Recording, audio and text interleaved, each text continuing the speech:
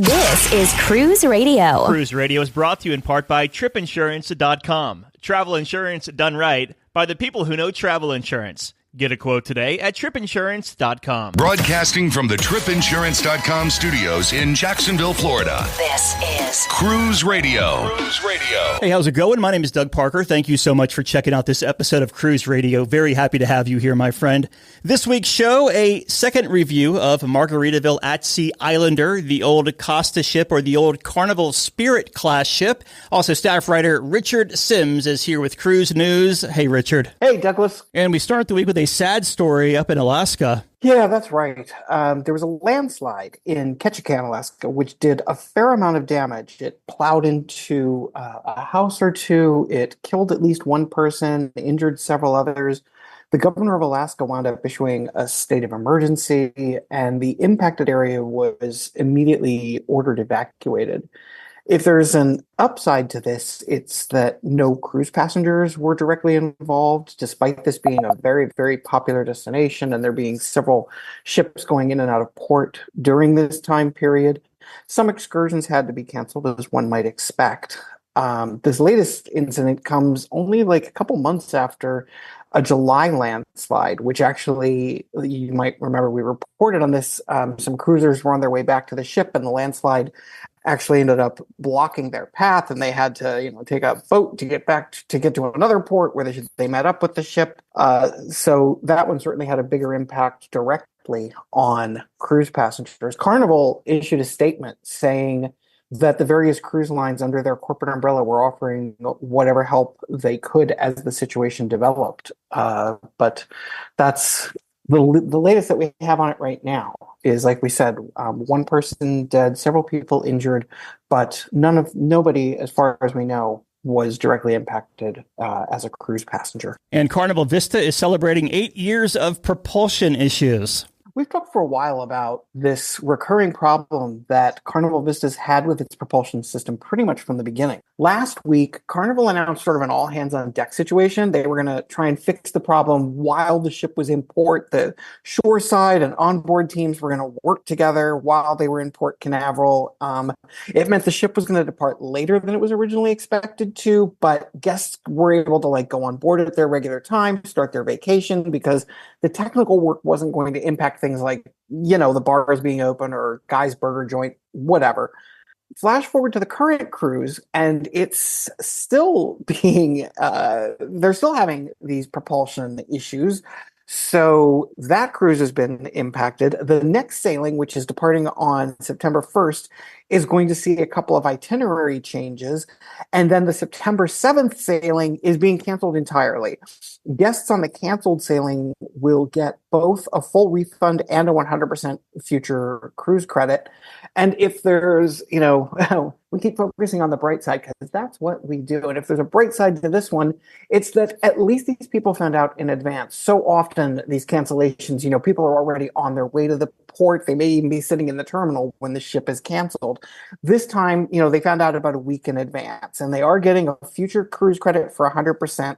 There's no word on exactly how long the repairs are going to take, and so we don't even know how future cruises might be impacted, but hopefully, fingers crossed, this time they get it fixed, because they've tried to fix it in the past and the problem keeps coming up. So we'll have to wait and see what happens.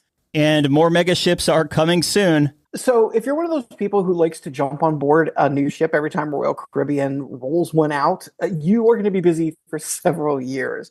In 2025, the second Icon class ship will be coming out. That's the Star of the Seas. In 2026, a third, which has not been named yet, will be rolled out. Then they just announced that in 2027, they'll have a fourth Icon class ship coming. And their new deal with the shipyard includes options for 2 more Icon class ships. So that's a total, if they go through with all of this, that's a total of 6 Icon ships. And these are some big puppies, as they say. There's a lot of things that I really like about this particular class of ship, but one of the coolest for me as a foodie is the supper club. I'm very big on sort of chef's tables and things like that. In this case, what they're doing is on each ship, it's a little bit different. On Icon, It was the Empire Supper Club, and it was a formal restaurant with a 1930s New York City vibe. It's not cheap. It's like $200 a person, but it's a totally immersive, unique experience. And the plan is to roll out a new supper club on each of the Icon ships, but have them themed to like a different city. So, for example, on Star of the Seas, it's going to be the Lincoln Park Supper Club, and it'll be themed to Chicago. And supposedly, it's being reported that on the third in the Icon class series, the theme will be old school Hollywood. So, it's kind of a fun twist on taking, the supper club concept and not only elevating it, but making it completely different on each ship. So it gives you yet another reason to try each of the ships in the class. Very, very cool. But yeah, 6 ships in total between now and 2027. And that's not including in any other class that they roll out, like they just roll out Utopia of the Seas. So there are, let's just say Royal Caribbean has a lot in store in the coming years. And we now know what was behind that travel chaos in Seattle over the weekend. As we probably could have guessed, cyber hackers strike again. Thanks to an attack by parties who are, as of this recording, still unknown, Seattle was thrown for a major loop. While the various cruise ships sailing out of the port weren't directly impacted, a lot of the passengers who planned to fly in or who had just gotten off ships and were planning to fly out of Seattle Airport had their flights delayed and canceled. As the problem developed, it eventually wound up impacting the baggage claim system to the point where Alaska Airlines basically said, hey, can y'all not check bags if at all possible? Which, can you imagine the poor airline stewards on that flight? Like, everybody's getting on and they're like, hey, we were told not to check our bags, so we brought it on board, but now where the heck is it going to go? Because there's not even enough room for everybody's, travel bags, let alone bringing all of their luggage on board, especially when you're packing for Alaska, where you never know what the weather's going to be. So you pack a little bit of everything. I have to assume that there was a lot of chaos in the aisles on these flights. Anyway, something like 400 flights wound up being delayed or otherwise impacted on Sunday. It's getting back on track now, but they still don't know who was responsible, and not knowing who is responsible means they don't necessarily know how to stop it from happening again. So fingers crossed that's not the case. And 4 people arrested at Port Miami for credit card fraud. When will people learn? It looks like there were 3 men and 1 woman, and they ranged in age between 28 and 38. 2 were from Boston and 2 were from Texas, I believe, and they were sailing on the MSC Magnifica. While on board, they went to the casino and used stolen credit cards to try and basically get a lot of money out of the casino. Instead, they wound up in a whole lot of trouble. When the ship arrived in the Bahamas, the crew was told not to let them disembark, at which point I have to think, if you're these people, you're like, uh-oh, we're busted. They did get busted, but not until the ship returned to Miami, where they were arrested and charged with a whole litany of crimes, including organized scheme to defraud, grand theft, and that oldie but goodie, my favorite, and I hope it's one of yours, fraudulent use of a credit card. We hear this all the time. We hear about people getting on ships, either using fake credit cards to book the trips, or getting on board and going to the shops and trying to buy a bunch of stuff that they figure they can return for cash. I was going to say it never has a happy ending, but I suppose if it had a happy ending for them, we wouldn't know because they hadn't been busted.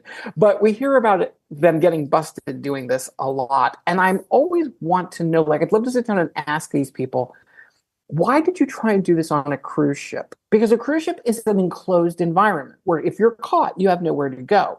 Whereas if you're doing this same scheme, say, in a land-based casino or, in a jewelry store or something, you have a chance of escaping.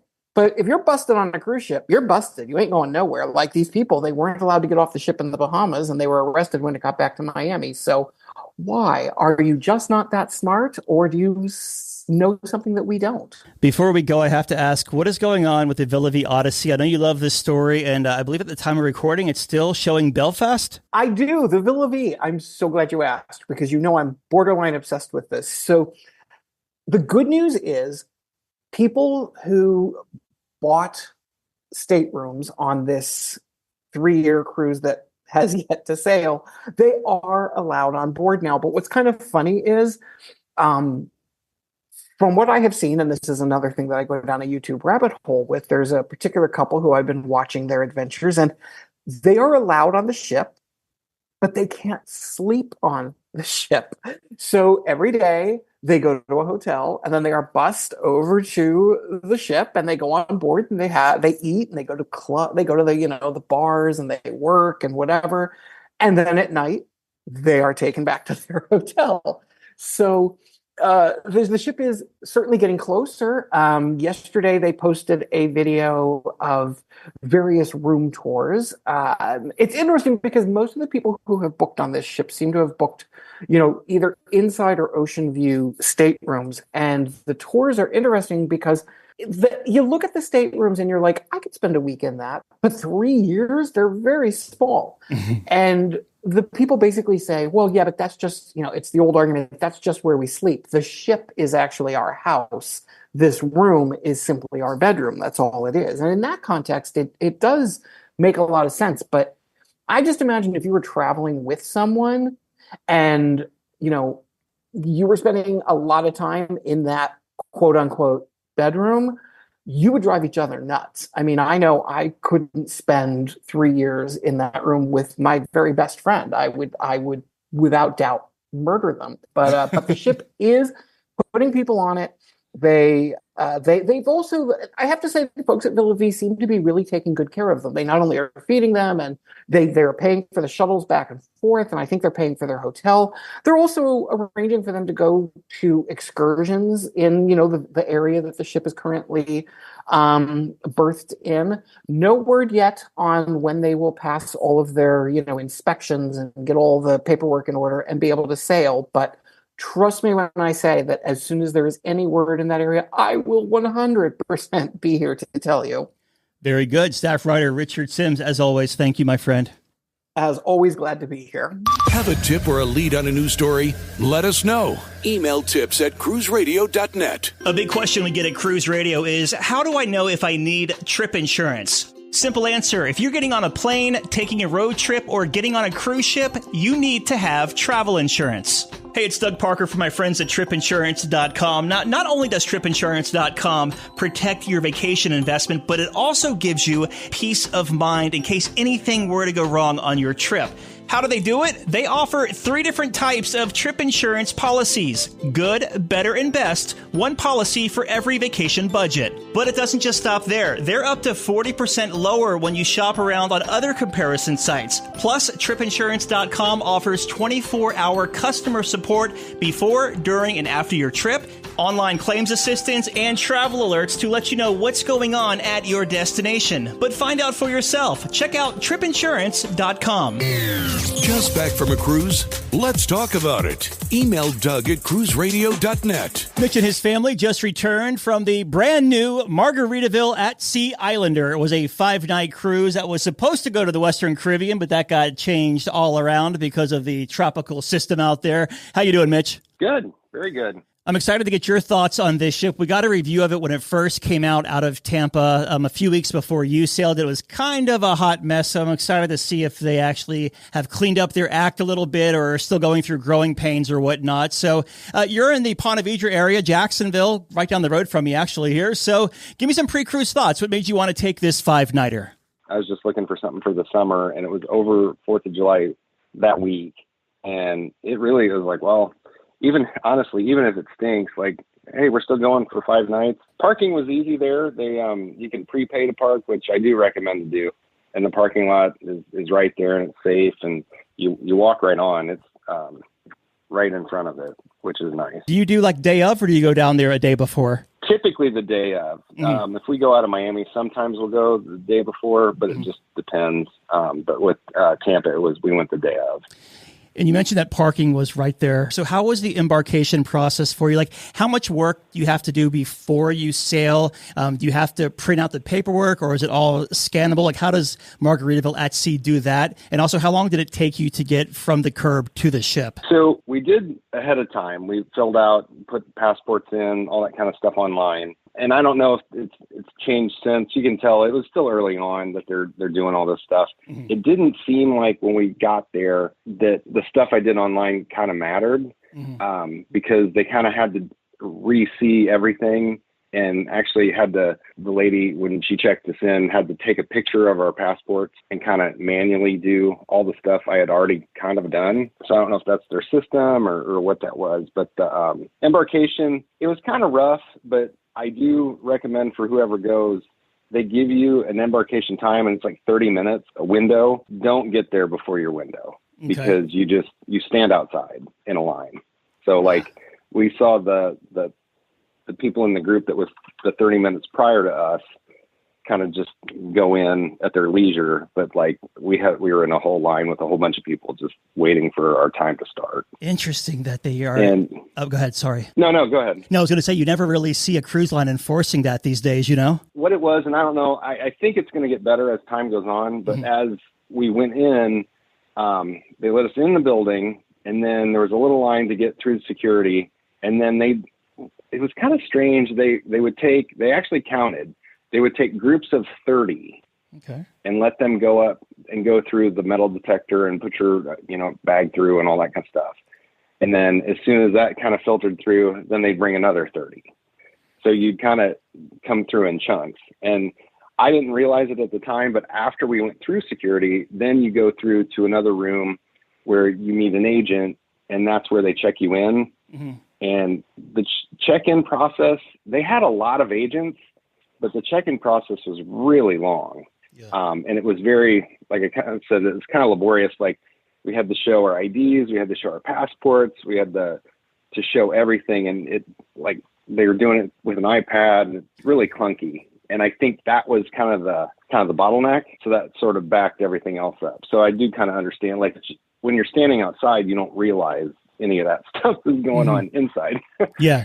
You make your way on board the ship eventually. Now, I know you've sailed Carnival before. We were speaking before the interview, but you've never sailed on a Carnival Spirit class ship before. So you walk on board the Islander. What were your first impressions of it? It was really neat. Like, they've themed it out for sure. It's everything Margaritaville that you think of in your head. It was, and as soon as you come on, you're in the main lobby. And there's a giant flip-flop in front of the glass elevators. And if you look up, you can look up all the way clear to the top of the ship. And you see, it's like you're at the bottom of an aquarium almost. They have giant fish, like cartoon fish, kind of hanging all through that big atrium.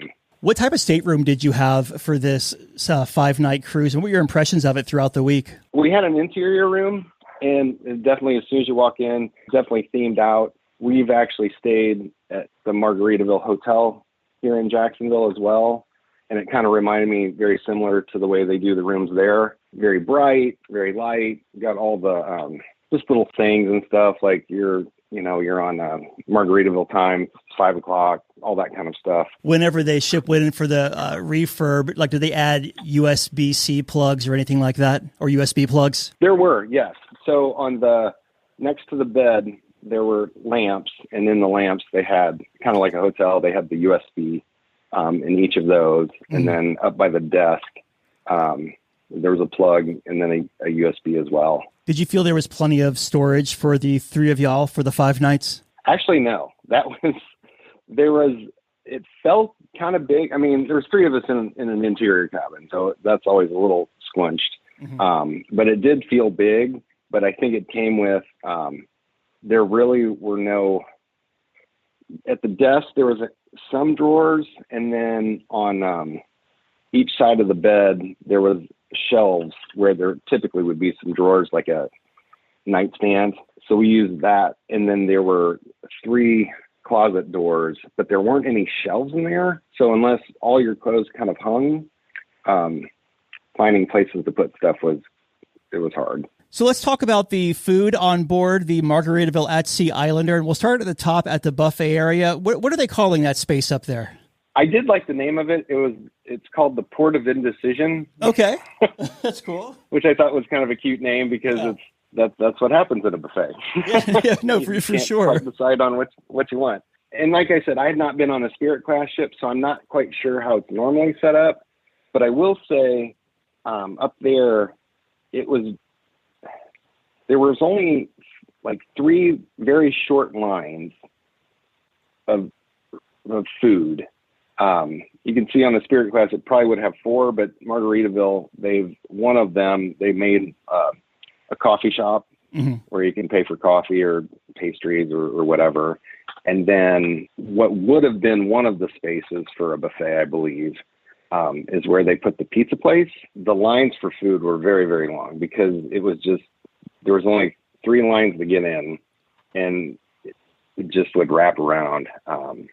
That was kind of disappointing. And I think because they put that pizza place in place of, and it's like a big pizza oven that they put there, you sort of took away 2/5 of what could have been buffet space. What were your thoughts of the actual food, like the quality of the food that they served on the whole area? It was okay. Yeah, I didn't care for it. Yeah, I hear you. That's fair. Yeah. It's hard to say because I'm usually pretty like, hey, we're going on a cruise. It's as much as you want or whatever. But I was kind of underwhelmed with that. And I don't know if that's just being new or if they'll kind of fine tune that as time goes on. But yeah, I was kind of underwhelmed with that. Also with that, as the days went by, there were kind of holes in the schedule. So like breakfast would go from say 7:30 to 10:30, and then lunch wouldn't start until 12. Well, basically there's nothing open from 10:30 to 12. And then later in the afternoon, like things would shut down like 3:30.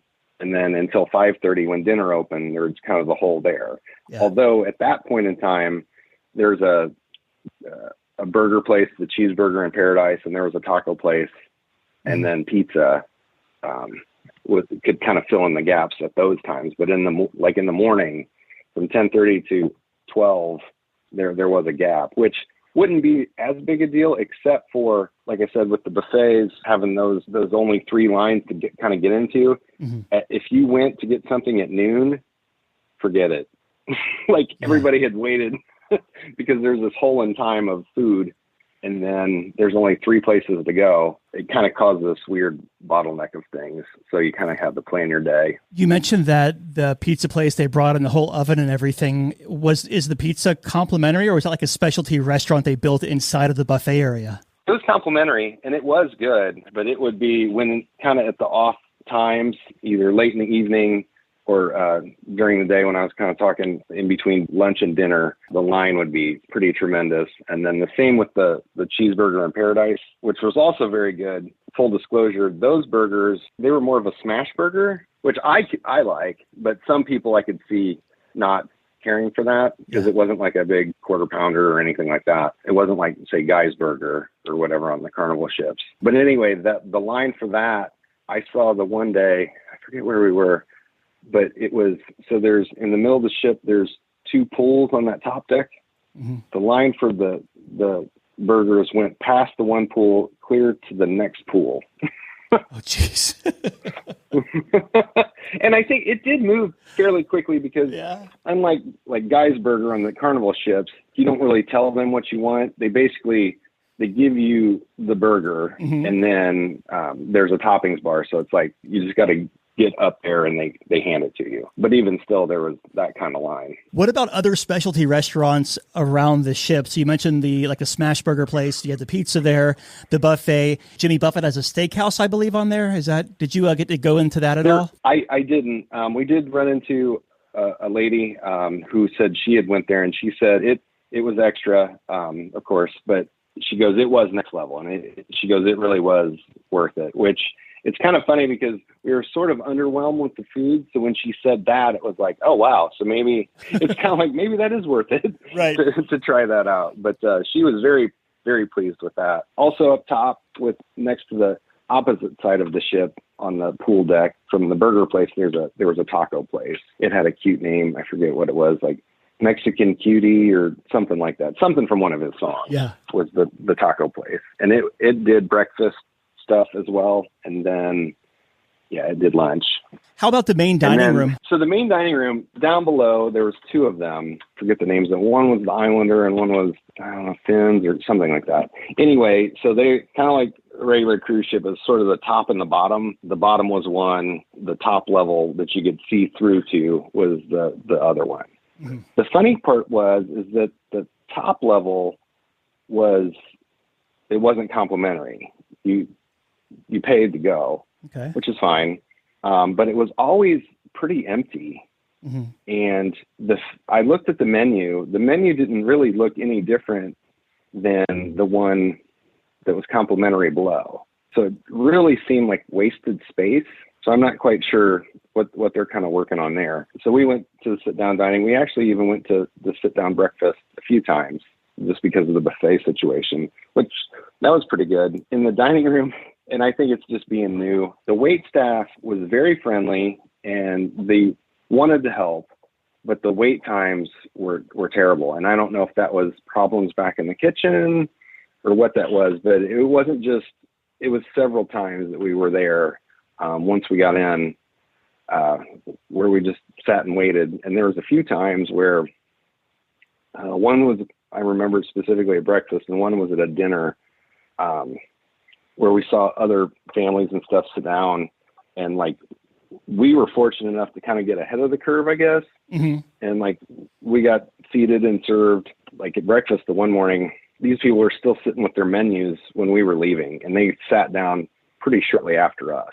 One of the nights at dinner, kind of the same thing. We saw this one couple. They're both just eating the bread from the basket because that's all they had, and like nobody was coming around. And it's almost like the waiters didn't want to come by because it's almost like they couldn't do anything. They couldn't offer anything other than to like fill up water or whatever. So I don't know if there was a problem back in the kitchen or where that was, but we were fine, but I think we just got lucky. Yeah. But I can see folks being pretty upset. Man, this is all over the map, this main dining room experience. Right. Good And Lord. like I said, the staff, they super friendly and wanted to help, but for whatever reason, like they couldn't do it. Yeah.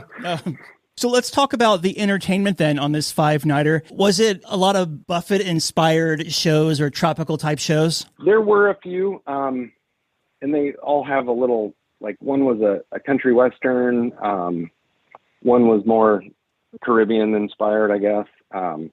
But one thing I will say, just the atmosphere around the ship, the music everywhere was really good. Whether it was live music or piped-in music, you'd walk through a doorway and it was almost like the radio station changed. Like it was music everywhere. Nice. And it was all really well done. And that's what my wife even said. She goes, of all the stuff that is flaws, like the music is done, it's top notch.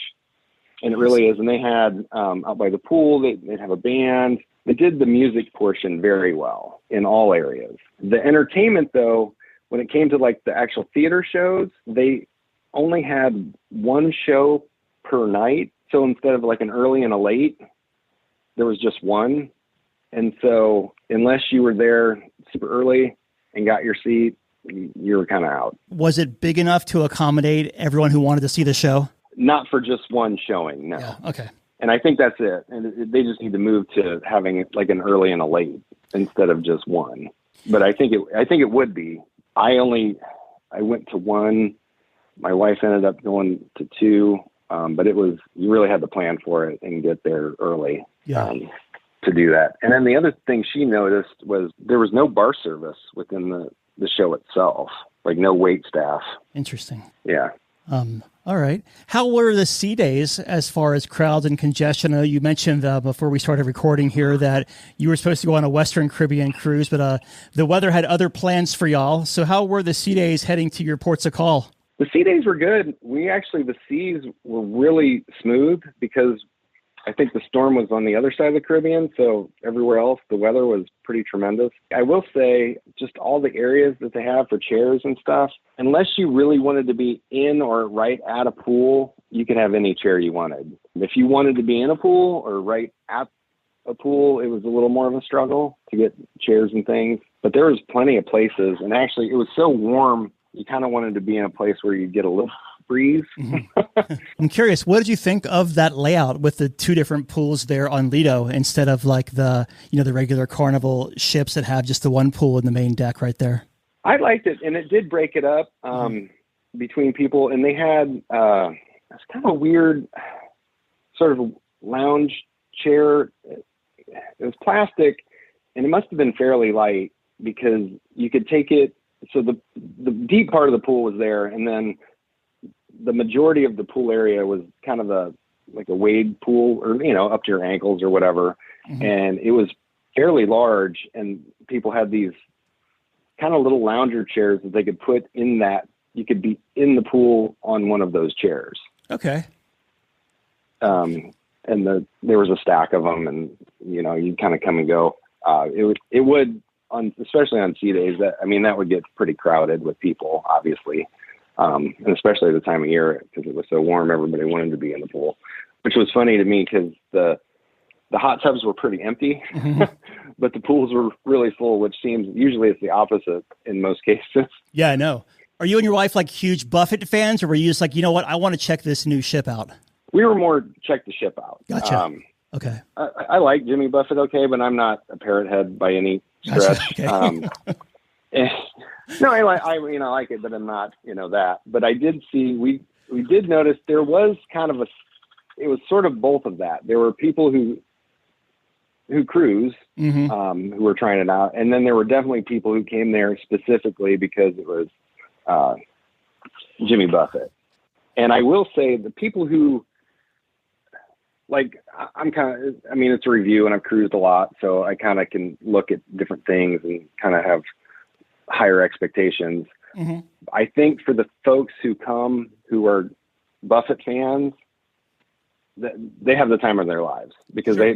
they've never cruised. I think there was a lot of that. There's a lot of people who've never cruised before, mm-hmm. but came because it's Jimmy Buffett. And I even heard we were leaving disembarkation in the morning. We were behind a family, and I don't know where they were from, but they were talking. They're just like, the lady's like, "Oh, I'm so sad. I don't want to leave." And she looked up and she goes, "Oh, there's my porch. I'm going to miss going out there in the mornings and having my coffee." And I'm like, just her using the term porch instead of balcony. Right. I could tell like they just hadn't cruised. Right. And like they were talking about their birth certificates and things instead of having passports, which mm-hmm. I'm not down it. I'm just saying like they had a great time. Yeah. And it was one of those, it was all about the Margaritaville experience, and just, they had never been on a cruise, and it was a floating hotel, and they loved it. Yeah. But like I said, they didn't have any previous expectations of what it could be. Certainly. How was your day in Key West? The day was great. It was really rough getting off. They said we were going to be there, I think at noon. And then it was noon, and we were still pushing up to the dock. They didn't actually clear it until 12:40 or after. And they said they were going to make an announcement, and then they never did. And people started just going down, even though they said, don't do that. But like, I don't normally rush off like that because I don't want to get caught up in that. But we had privately booked a jet ski tour mm-hmm. that we had to get to.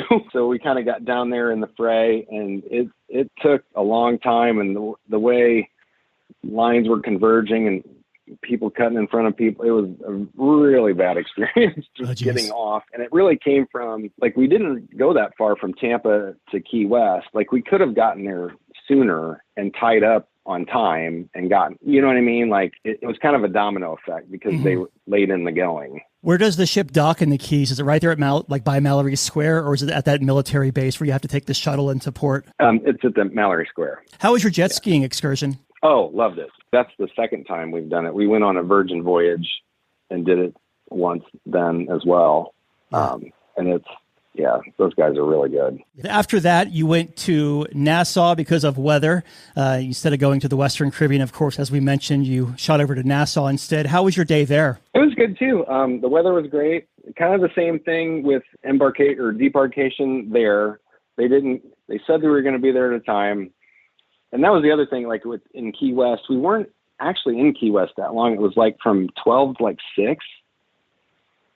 So we weren't even really there that long. Mm-hmm. So it kind of made everybody really want to have as much time on land as they could. And then kind of the same in Nassau. We had more time, but it was still kind of crunched. And we got in there later than they had scheduled. We didn't rush off because we didn't have anything to go to. So then when we got off there, it was fine. But then getting around town, I will say this was really neat. Like we were in there, like the Wonder of the Seas, the Royal Caribbean one was right next to us. Carnival and Princess ships and other ones that were all there that were much, much bigger than ours. Mm-hmm. But you could see everybody was very interested in the Margaritaville ship and kind of even like, hey, you're on that one? So that was neat just to be kind of that. What did you think of the new port area in Nassau? Well, I guess it's like about a year old now. I like it a lot. I like how you kind of come out from the ship area and then you can walk through where the shops in the port are. But then you can also, there's many different exits to leave the port instead of just one and then walking down the street. So especially if you know where you want to go, you don't have to sit in the fray of town. Like you can kind of walk leisurely more, walk through the port and then go out. Like if you wanted to go to the straw market, you can go all the way in the port and then just walk across the street and you're there, which is pretty handy. Did y'all hit up the straw market? Not this time. Yeah. Actually, we went over to Junkanoo Beach, so just past the free beach. The water there, and I mean, it's so nice. Yeah. I mean, it is a little bit of a walk. And actually, so I kind of wondered this, and we actually asked some people on the ship also. We walked by the Margaritaville Hotel, and I was kind of surprised. I think this is something they should consider, is like kind of having like shared privileges. Mm-hmm. If they're going to do something like that. Cause we went to Junkanoo Beach and then we were on the way back and we thought it's like, oh, wouldn't it be nice if we could just kind of duck in here and change or, something like that, or by the pool or wash off or whatever. It'd just be a nice plus. Yeah. But we talked to some people on the ship and they're just like, yeah, there's no, and we even talked to some people who live at the Margaritaville town or whatever it is that's down in Daytona. And we asked them, I was like, well, is there any kind of privileges or any crossover? And they're like, no. Yeah, I've been into that Margaritaville a couple of times there next to Junkanoo, and I think I went once, it just opened up, like we're talking about maybe 2022, I think, and just to kind of check it out. And they were like really inspecting the wrist to make sure you had a wristband to be by the pool area. And I was like, well, I'm just going to the bar here. Like, oh, you're fine then. As long as you don't swim, you don't need a wristband. But I think that would be a good little perk, right? For people, even if it's a couple extra dollars to go spend the afternoon out and dump more money into the Buffett enterprise. Right. Yeah. And I do know, like, especially for us, we weren't supposed to be there. Like we were supposed to be in Mexico. Sure. So I do get, and we were, and this was the first time that ship, well, I guess any Margaritaville ship had been to Nassau. Mm-hmm. Makes sense. So that was, so I think that's a brand new thing. So maybe that just had never crossed over to even think about, know. So back on board the ship, how was the casino situation as far as the smoke in and around it? And did you play at all this cruise? I played the slots. I didn't notice any smoke to speak of, and I don't think it was non-smoking, but I don't smoke, so I don't know, but I didn't see, I wasn't bothered by it, and I didn't smell it or even notice it. I was up and then I gave it all back. Okay. So, as always. Yeah. How was the debark process? Was it a little more simplified than the embark? Somehow the debarkation was great. They kind of said they do it by floor, but they said you had to be out of your room we left our room at 7:30. We went and had breakfast in the sit down.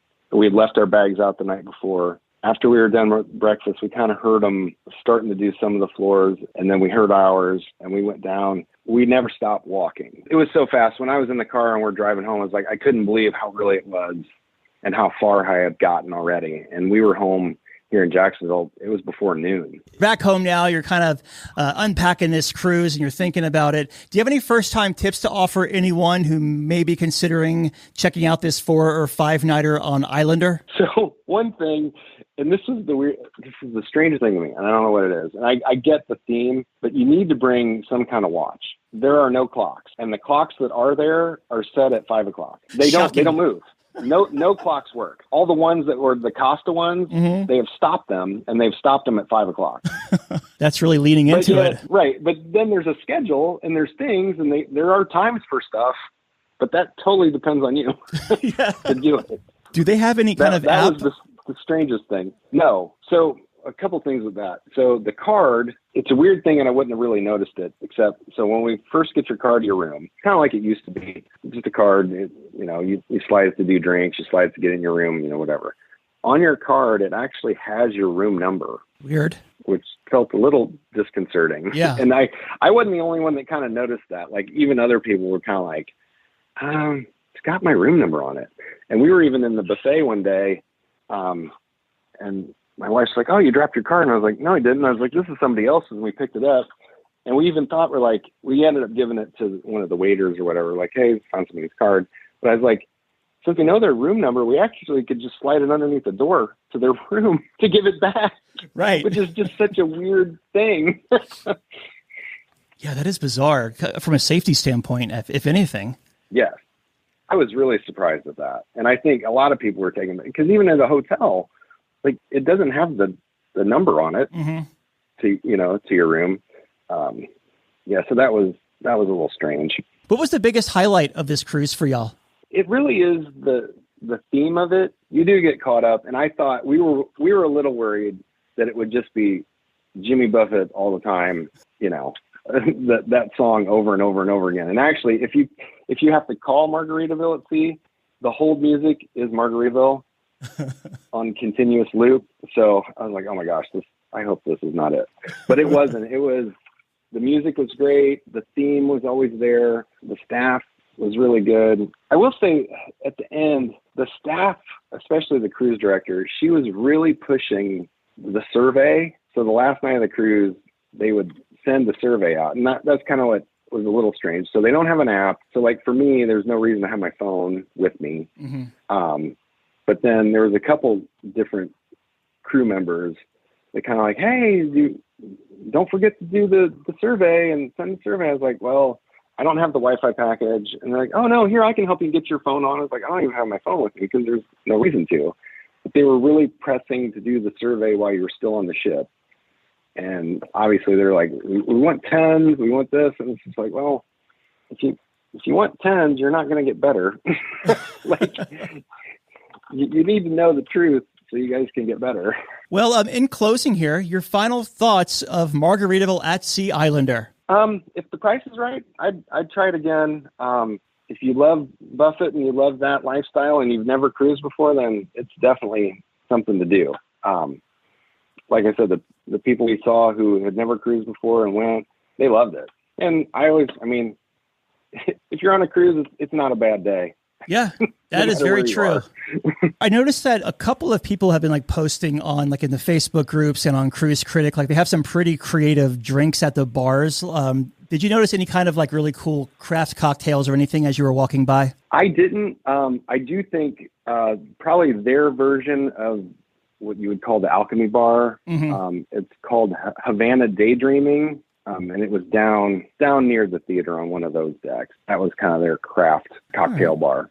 That would probably be the place to get the best ones. I mean, there was the theme stuff everywhere, but really that was the place that you get the most unique ones. We've been talking with Mitch about his 5-night sailing aboard the Margaritaville at Sea Islander out of Tampa. Mitch, thank you so much for your time. I really appreciate it. Yeah, thank you. All right, Dougie, let's see what we got for you, buddy. Cruise Radio is produced at the tripinsurance.com studios in Jacksonville, Florida. Get cruise news, ship reviews, and money-saving tips every Thursday on Cruise Radio. If you've enjoyed this episode, please subscribe to the show.